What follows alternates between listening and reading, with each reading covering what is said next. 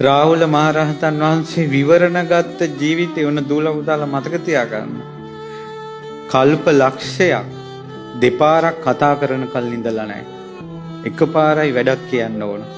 එන්න කියලා එකපාරයි කතා කරන්න ඕන.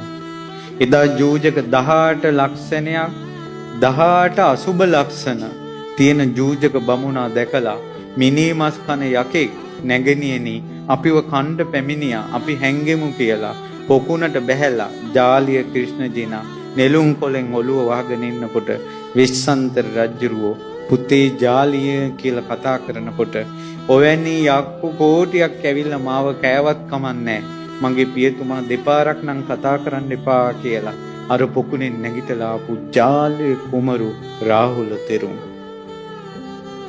මං අහන්නේ මේකයි දුවේ පුතේ උඹලගෙන් වැඩක් ගන්න අම්මලාට කී ගමනක් කියන්න ඕනේද?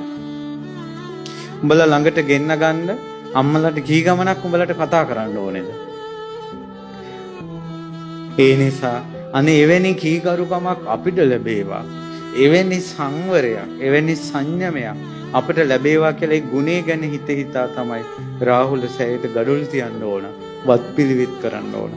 දුවේ පුතේ උඹලා හොයාගෙන ගිහිල්ලා ඒ කීකරු මහා මුනීන්ද්‍රයන් වහන්සේට උපස්ථාන කරපල්ලා.